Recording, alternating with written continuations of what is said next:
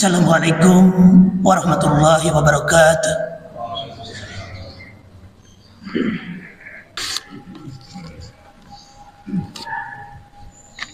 Alhamdulillah. Alhamdulillahilladzi khalaqas samawati wal ardh wa ikhtilafil laili wan nahar la ayati li ulil albab. Asyhadu an la ilaha illallah wahdahu la syarikalah wa asyhadu anna sayyidana Muhammadan abduhu wa rasuluh. Allahumma sholli ala sayyidina Muhammad wa ala alihi wa ashabi ajma'in. Amma ba'd. Fa ya ayyuhal hadirun ittaqullaha haqqa tuqatih wa la tamutunna illa wa antum muslimun. Faqala ta'ala fil Qur'anil azim, a'udzu billahi minasy syaithanir rajim. Bismillahirrahmanirrahim. Kaifa takfuruna billahi wa kuntum amwatan fa ahyaakum summa yumitukum summa yuhyikum summa ilaihi turja'un. Sadaqallahul adzim. Hadirin kaum muslimin, sidang Jumat yang dimuliakan oleh Allah Subhanahu wa taala. Puja serta puji marilah kita panjatkan kehadirat Allah Subhanahu wa taala. Karena pada siang hari ini kita masih diberi kekuatan dan kemampuan untuk melaksanakan di antara sebagian perintah Allah, terutama salat Jumat. Mudah-mudahan aktivitas kita pada hari ini dicatat oleh Allah Subhanahu wa taala sebagai nilai amal saleh. Salawat serta salam senantiasa semoga dilimpahkan pada junjungan kita Nabi besar Nabi Muhammad sallallahu alaihi wasallam, kepada keluarga, sahabat, tabi'in. Mudah-mudahan sampai kepada kita, mudah-mudahan di dalamnya kita termasuk hamba-hamba yang mendapatkan syafaat nanti di yaumul jazaa. Amin ya rabbal alamin. Hadirin kaum muslimin, sidang Jumat yang dimuliakan oleh Allah Subhanahu wa taala. Kewajiban khatib tidak lepas dari wasiat bertakwa Allah atau berbanyak takwa, pada khususnya bagi saya sendiri. Umum hadirin sebagai mustami, marilah kita untuk senantiasa meningkatkan kualitas iman dan takwa kepada Allah. Hanya modal takwa, insya Allah kita akan bahagia dunia dan akhirat. Hadirin kaum muslimin, sidang Jumat yang dimuliakan oleh Allah Subhanahu wa taala. Khatib sengaja dalam kesempatan ini membacakan salah satu firman Allah yang mungkin kita hafal. Mudah-mudahan dengan seringnya kita membaca, dengan seringnya kita menghafal, menjadikan suatu tolak ukur kekuatan. Mari kita baca lagi Al-Quran. Firman Allah, a'udzu billahi minasyaitonir rajim. Kaifa takfuruna billahi wa kuntum amwatan fa ahyakum summa yumitukum summa yuhyikum summa ilaihi turja'un. Dalam ayat ini Allah memberikan suatu peringatan. Kaifa takfuruna, kenapa kamu ingkar billahi kepada Allah, wa kuntum amwatan, padahal keadaanmu adalah mati. Dari ayat ini merupakan suatu peringatan kepada kita. Kenapa Allah memberikan sinyalemen kepada kita, bahkan peringatan? Jauh-jauh Allah memperingatkan kepada kita melalui Rasulullah SAW. Pada hakikatnya memang akan terjadi seperti itu. Mudah-mudahan di dalamnya kita tidak termasuk golongan orang-orang yang diselir oleh Allah adalah kufur. Kufur adalah suatu pengingkaran, penolakan dari apa yang Allah berikan, yang harus kepada manusia itu dijalankan, dan apa yang Allah berikan ada suatu larangan. Ternyata bagi orang-orang yang ingkar kepada Allah, bahkan sebaliknya, bahkan ada kaum yang sekaligus mengingkarinya. Karena para ulama mengatakan ada 7 golongan atau kategori orang-orang yang dikatakan ingkar. Yang pertama dikatakan kufrul ingkar adalah orang-orang ateis yang tidak percaya adanya Allah. Mungkin kita bertanya, apakah ada orang seperti itu? Kita lihat dan mendengarkan, sering-sering kita lihat, bahkan dia menggemorkan tidak percaya adanya Allah, tidak percaya adanya Tuhan. Tetapi kita sebagai umat muslim yang beriman kepada Allah Subhanahu wa ta'ala, kenapa kamu ingkar kepada Allah padahal kamu adalah mati? Tidak ada seorang pun yang Allah ciptakan di muka bumi ini langsung kita bisa baca tulis, langsung kita pintar, langsung kita punya ilmu dan punya jabatan, bahkan banyak harta. Tidak ada.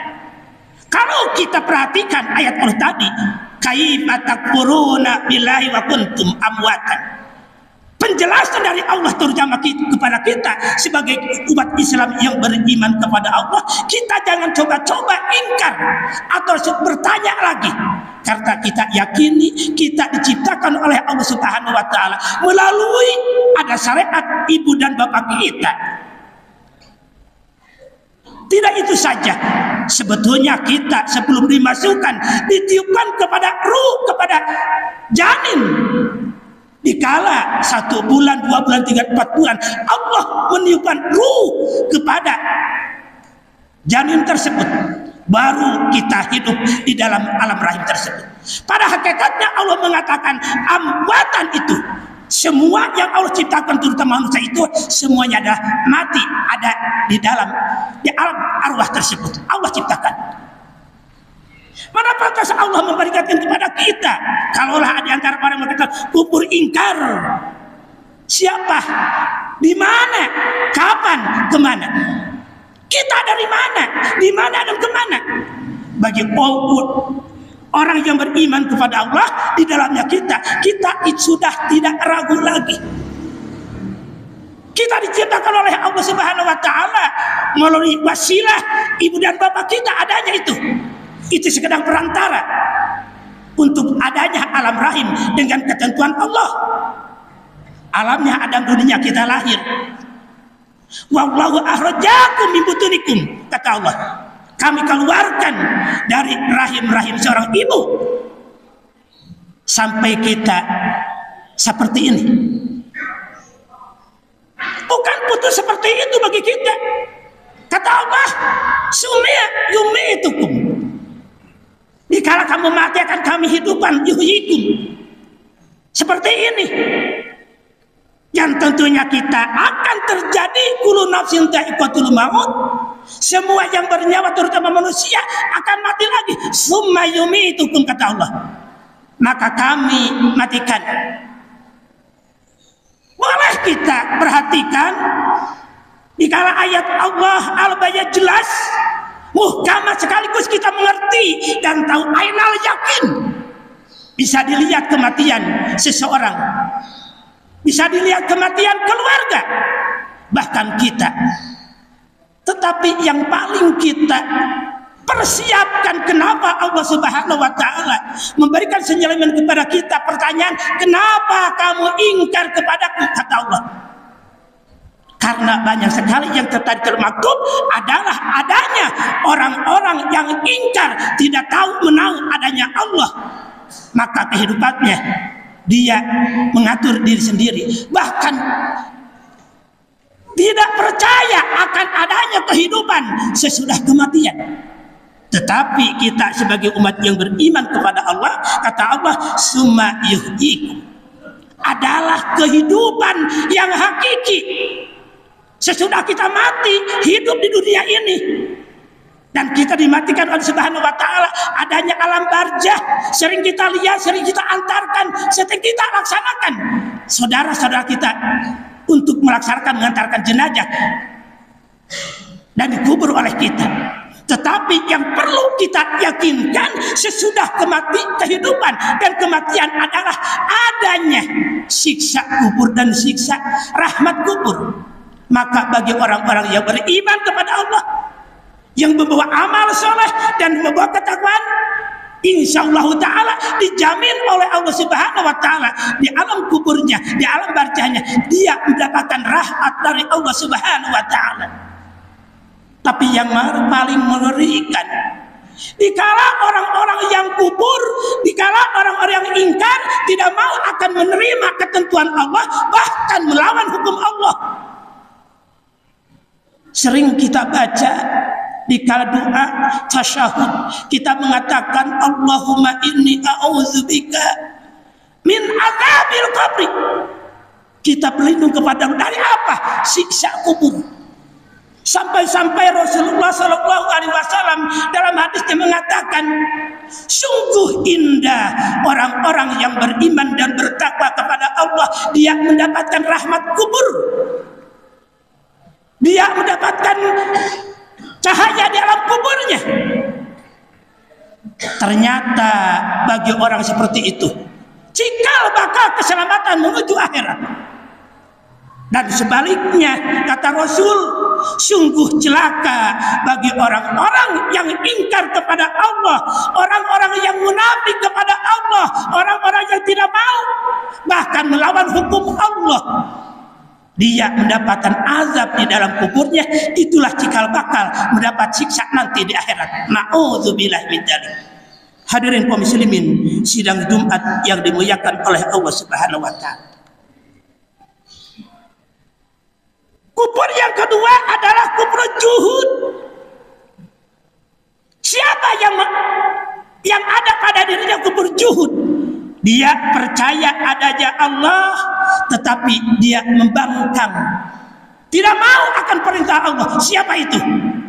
Kata para ulama adalah salah satu hamba Allah yang membangkang, yang aba, yang takabur, yang sombong adalah iblis. Na'udzubillah min dzalik. Sedikit besarnya ikut andil dia kepada kita. Mungkin kita bisa merasakan bagaimana kehidupan di dunia ini, hebatnya di dunia ini. Dikala kita mau beribadah kepada Allah Subhanahu wa Ta'ala, apa yang harapkan? Hakikatnya manusia tidak mau celaka, tapi ternyata kita berhadapan dengan kecelakaan.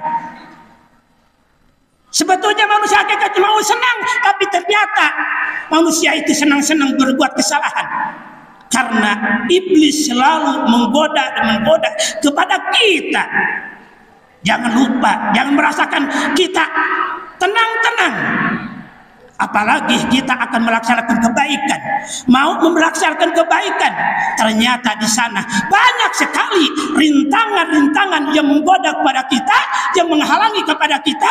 Pada diri kita, mana kata Allah mengatakan, allazi yuwaswisu fi sudurinas. Pada dada kita suka ada yang mengatakan, dikala kita berbuat baik, kalau kita bertimbang-timbang dulu. Tetapi dikala kita berbuat kesalahan, Masya Allah, gampang lurus.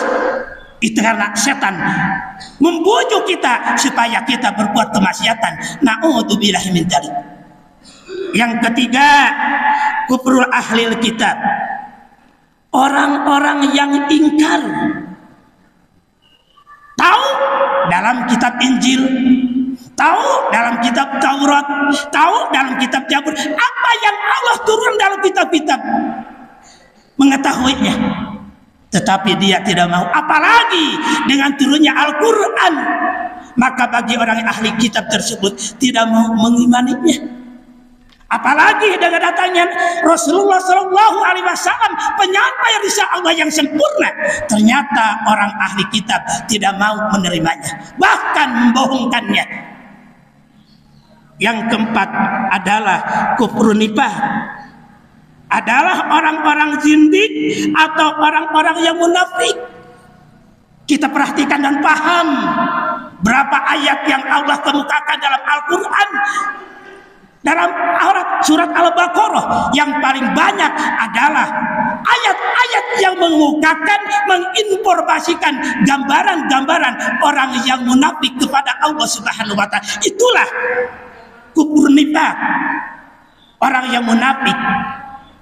Yang kelima, kufur syirik, adalah orang yang ingkar kepada Allah. Kufur syirik, ada orang menyembah Allah tapi dia menyembah selain daripada Allah. Na'udzubillahi min dzalik. Yang keenam, yang ketujuh adalah kufur ni'am, adalah orang-orang yang kufur atas nikmat Allah. Mana pantas kalau Allah mengatakan wa idza adana rabbukum la in syakartum la azidanakum wa la in kafartum inna adzabi sadid. Orang yang ingkar atas nikmat Allah artinya orang yang tidak mau bersyukur atas nikmat Allah.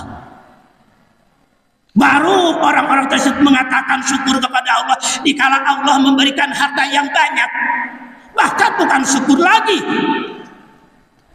Maka orang tersebut suka mengatakan, berpilaku, berpesta pora, beria-ria, jauh dari aturan Allah. Apalagi kata para ulama mengatakan kufur ni'am adalah orang yang ingkar, tidak mau atas nikmat atau pemberian nikmat Allah Subhanahu wa Ta'ala.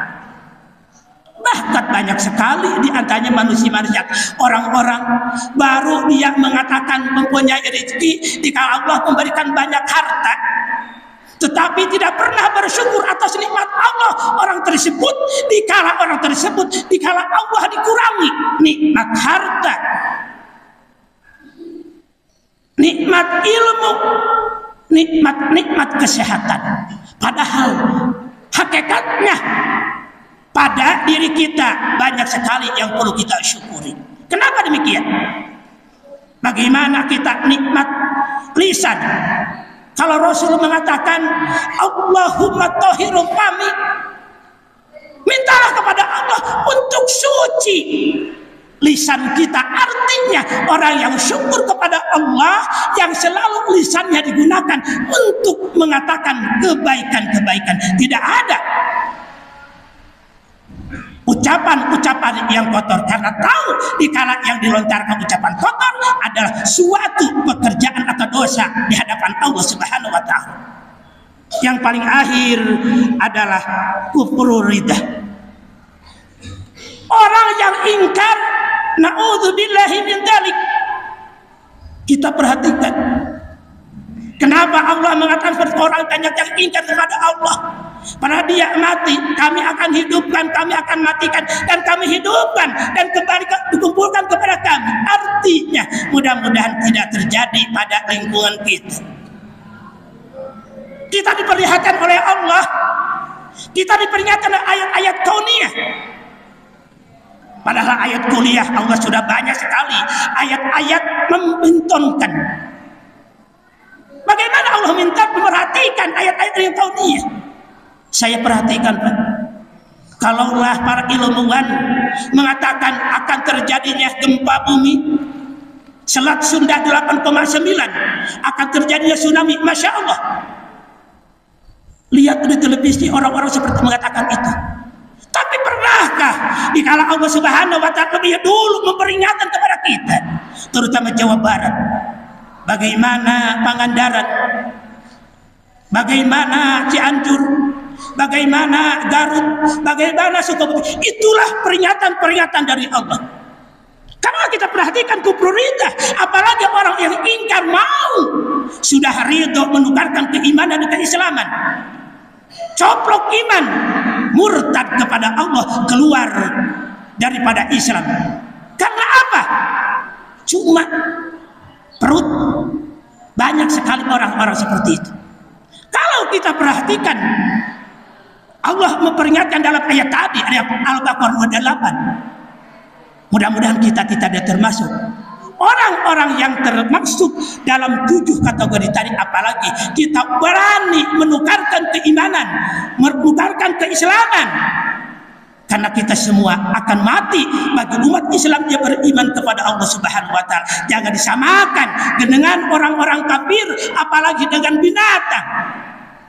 Kita punya keyakinan umat yang beriman kepada Allah Subhanahu wa Ta'ala, dikala kita mati hidup dan kembali kepada Allah, artinya kita akan dipertimbangkan amal yang hakiki. Faman ya'mal misqala dzarratin khairun wa may ya'mal misqala dzarratin, sekecil apapun keburukan akan nampak di hadapan Allah, sekecil apapun kebaikan akan nampak di hadapan Allah. Artinya mari kita harus waro api kehidupan ini, mudah-mudahan dijauhkan dari murka Allah Subhanahu wa Ta'ala. Barakallahu li wa lakum fil Qur'anil azim wa nafa'ani bima bihi wa dzikril hakim wa taqabbal minkum tilawatahu innahu huwal ghafurur rahim.